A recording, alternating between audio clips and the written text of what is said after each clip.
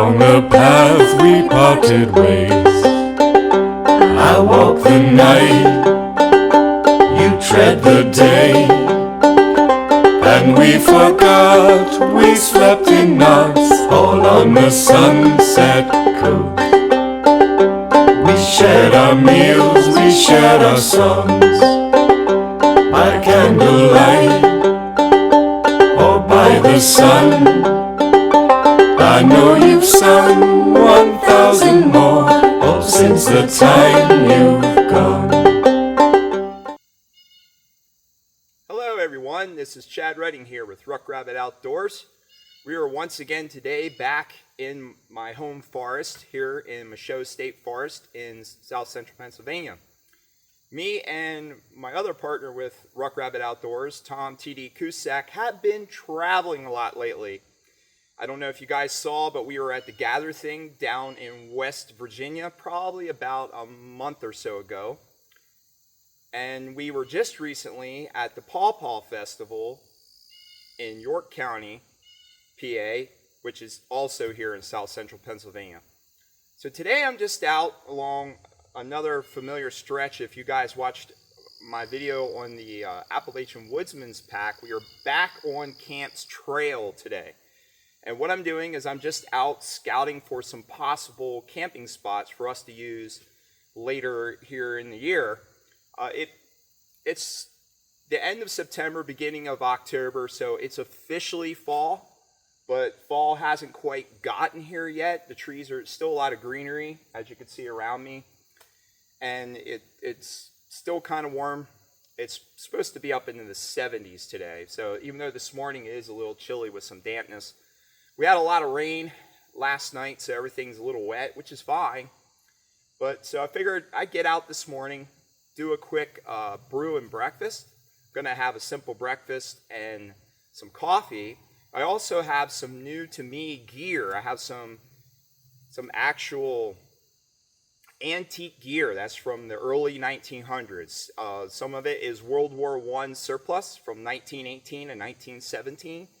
And I also have a nice little bush pot of enamelware and an old enamelware cup that's probably from the early 1900s as well. That's going to be part of my classic camping or vintage camping gear going here forward. So I'm giving that a little bit of a trial run today.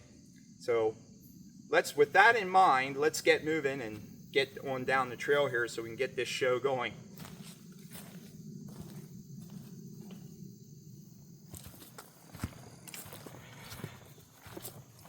So those who are not familiar with Michaux State Forest here in Pennsylvania,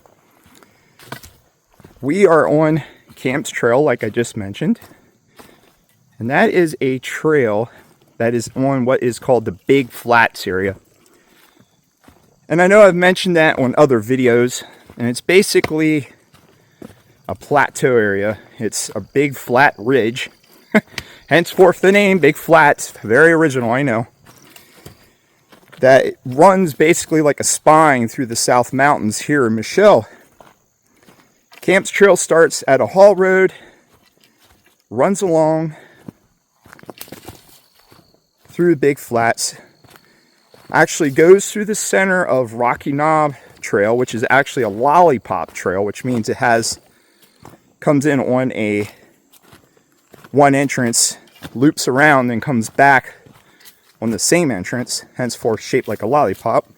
I'm moving my way downhill a little bit. There is some elevation, but nothing drastic here on the Big Flats.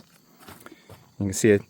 And the Big Flats is characterized by this black gum and white pine and yellow pine forest with an understory of rhododendron and blueberry brambles.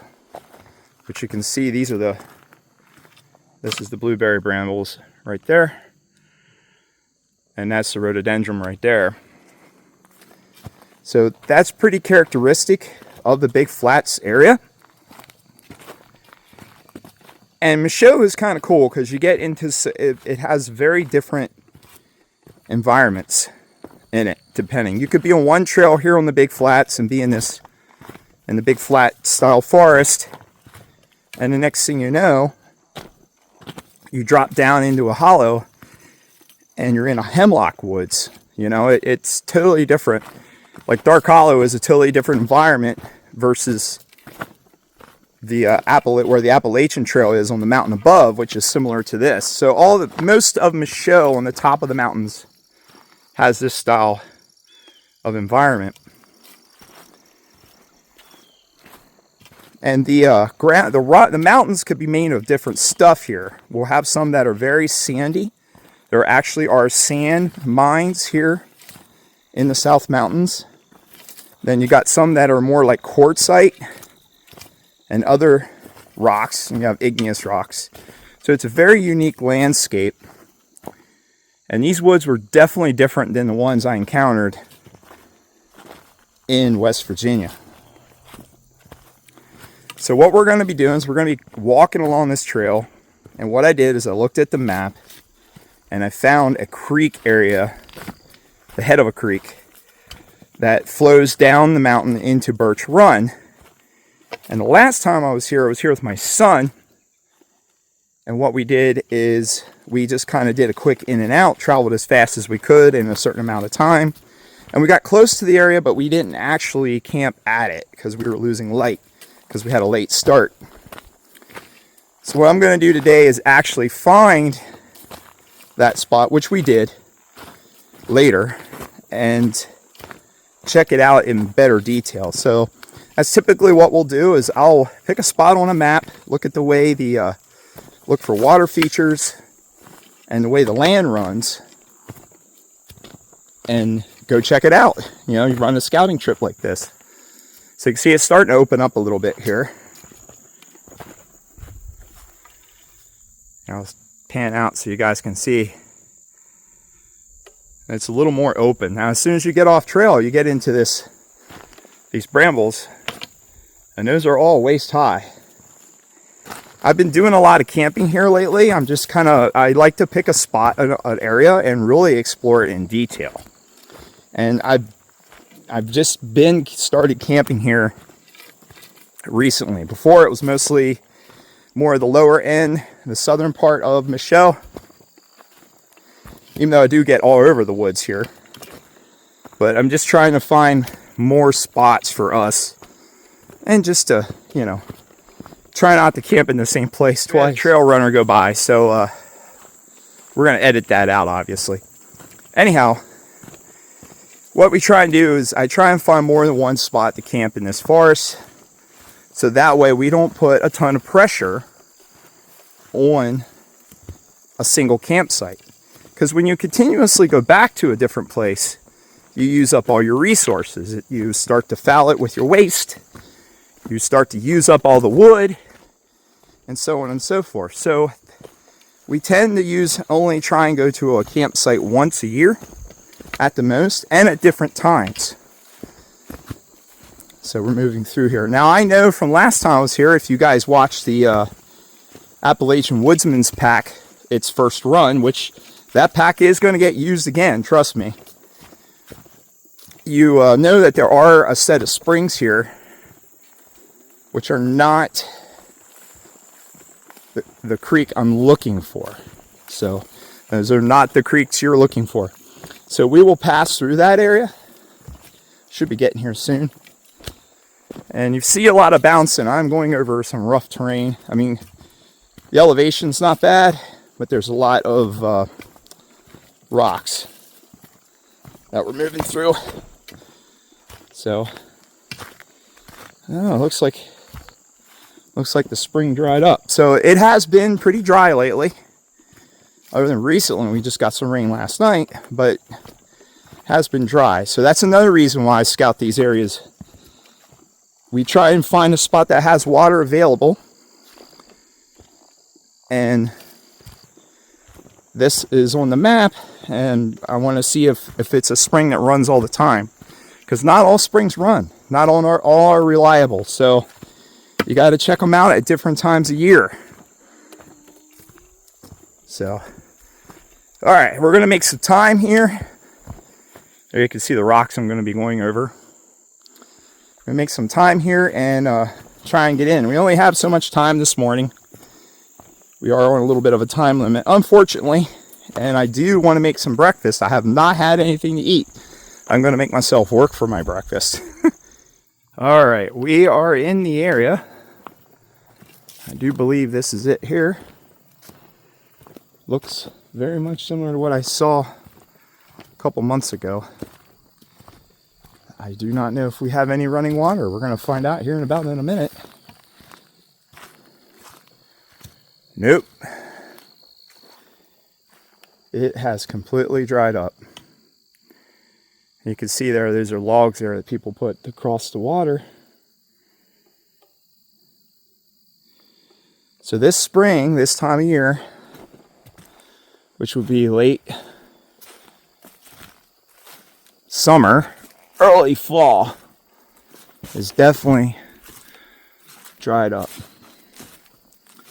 So that is good to know. You can see where the course of the spring, where it would go down normally, it would flow down through there. You can see it flows pretty good. It cut deeply into the there you can see, cut into the ground, but it's gone. Completely dried up. So let's walk up here and see if there's anything at the source.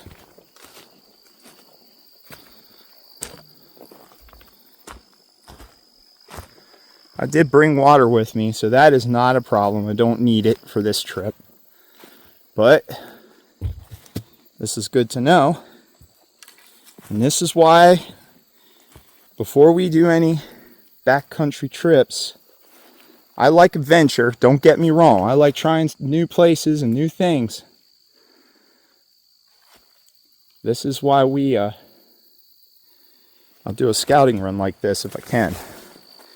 Just for this. So if we would have came in here looking for water, and this is probably where the spring is because it's pretty wet in here. Up here, yeah. All this moss is. This is the source right here. Typically in Michaux, if you find like a big bed of moss like this in a rocky area, that's usually where the spring will be. And you can see it's only in this spot. Here, let me come back here. See that? It's only in that spot. So that's definitely where it comes out. Flows through here. Yeah. This is the head. So yeah, the water is probably in the ground. If I dug down in the ground deep enough, I'd probably find it. And it looks like that somebody else is camped up here too. Now see, I didn't get this far out last time. Yeah, here's a rock ring.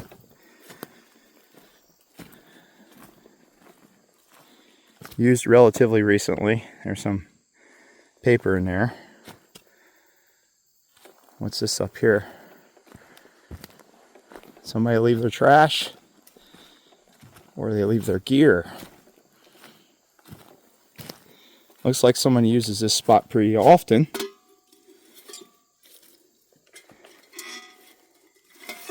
They left their gear here, the cooking gear.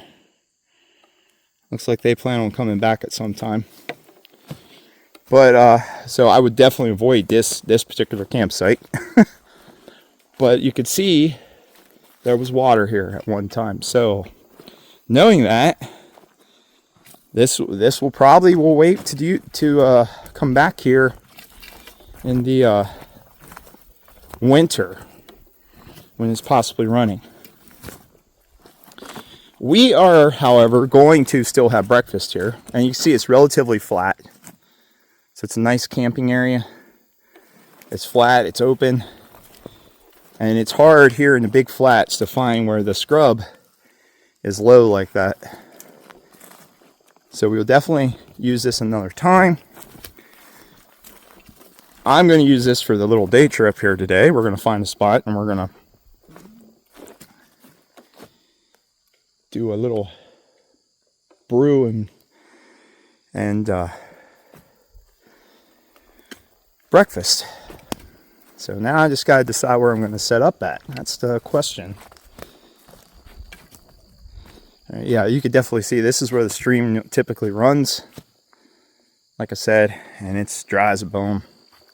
Now I don't know if it picks up later on down, but we're not going to bust brush just for that for the day, considering the amount of time we have. I think we're just going to set up over here. So, all right, I'm going to find some wood. I might look at the time. I don't know. I brought my fire ant along, my emberlit fire ant, but I got to see how much time I have to set up and so on and so forth. That looks like a nice little spot too. So, all right, I'm going to find a spot and we're going to set up and we're going to have our little burn and brew. So, brew and breakfast. So, either way, I have a stove to use. So, okay.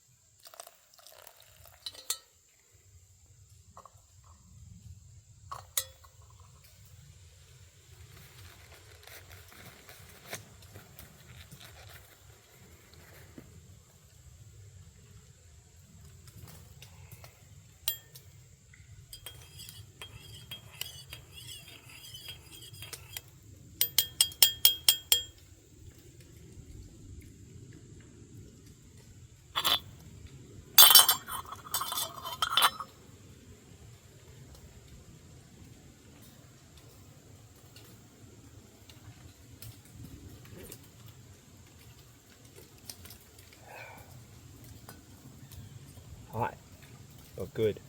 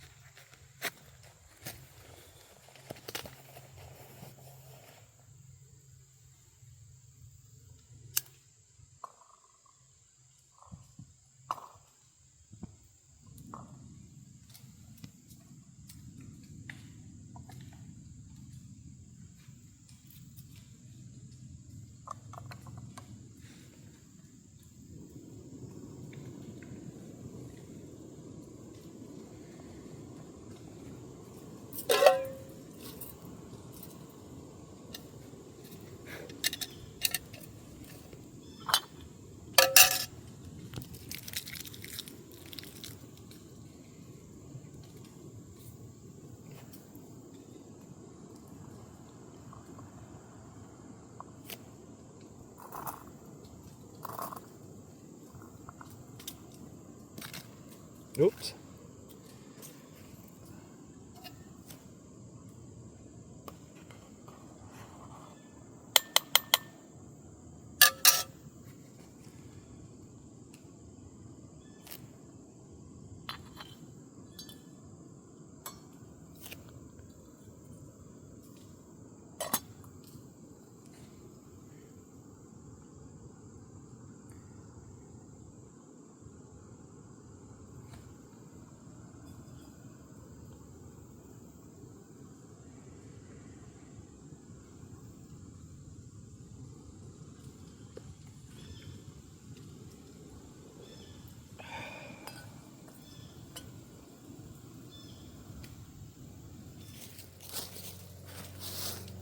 Okay.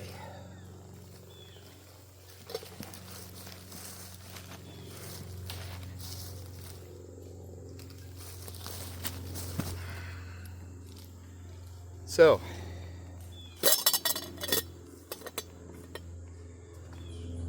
sometimes when you do this stuff, pardon the airplane overhead, we are pretty much in the middle of nowhere, but you still got air traffic. Sometimes when you do this stuff, you fail. And I just did. And I'm not afraid to admit that, okay? I'm not afraid to admit that at all. By the way, my old classic, the vintage kit, classic camping kit, mess kit, worked fantastic. That did not fail. But what did fail was my Emberlit fire ant. Now, what happened was we had a lot of rain last night, okay, in this area. And pardon me while I eat my oatmeal. And it's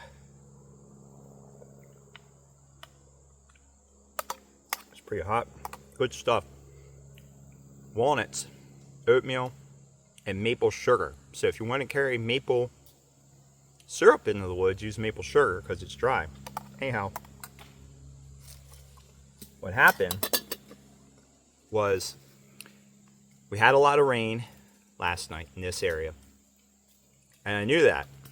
So I brought a backup plan, which a good woods person always has a backup plan.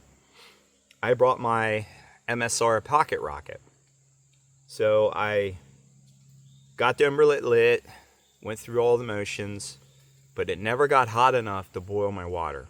And it wasn't that the stove was bad, because I've used this stove before on quick trips like that, and it worked fantastic. It's just that the fuel, even though I did pick a lot of dry stuff, never got warm enough, it never got hot enough. And if I had all day today, which I don't, I would have been able to get it going. It wouldn't have been an issue. If I would have made a bigger fire, you would have had more heat generated. That would have worked. But since I'm on a quick scouting trip, I'm on, I have to be in and out. I reached a point where it's like I can't fiddle with this anymore. And I went with my pocket rocket to make my food. So with that said, I learned something, okay? And that's important, never ever consider yourself to be the ultimate woodsman, all right? As Horst Kephart said, in the school of the woods, there is no graduation day. And there is no graduation day, folks, okay? And he meant that. So just when you think you got it all figured out, something like this happens, okay? Now, was it the end of the world? No. Nobody got hurt. It wasn't a survival situation. But, now I know. Bring the pocket rocket if I'm going to try anything else, okay? Always bring the pocket rocket. At least for when you're doing these quick scouting trips and you have a time limit. So if I wouldn't have had a time limit, like I said, it'd been a different story. So, never stop learning. Always consider yourself a student and never get cocky, because that's when it bites you in the butt. So, but anyhow, I'm going to eat my food. I'm going to finish up my oatmeal, and then we're going to clean up, and then we're going to head back out. We've pretty much found a good camping spot. We just won't be using this anymore this year. We got to wait and see if the water comes back, if the springs start up. But now I know that this is not a reliable spring. So that part of the mission was successful. Just using the Emberlit like I wanted to was not that successful. And that's only because of time. So, all right, I'm going to get off here. I'm going to eat my food, and then we're going to head out.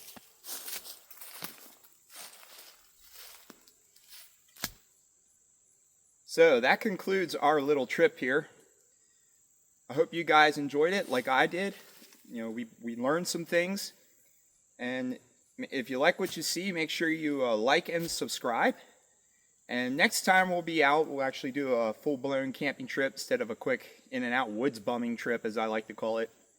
So check us out on all our other media, on Instagram and Facebook. Also, the Etsy shop is up and running. We got that. That's going to be stocked heavily in the next couple weeks. So keep an eye on that if you're looking for wool items.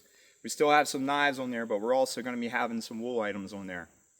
So, and also check out Strange Familiars podcast. I'm still on there with Tim. I've been on a little bit of a hiatus, but I am coming back. So, till next time, fair weather and safe journeys. And get out, you know, fall's coming. Less bugs, going to be nice and cool. So, till next time, like I said, fair weather and safe journeys.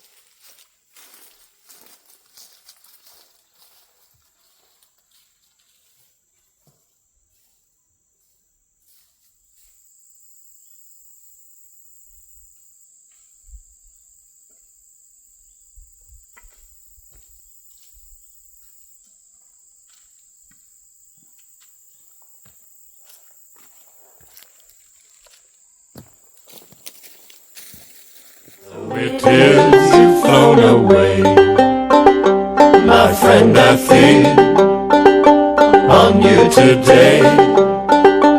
I hope sometimes you sing my songs all on the sunset coast.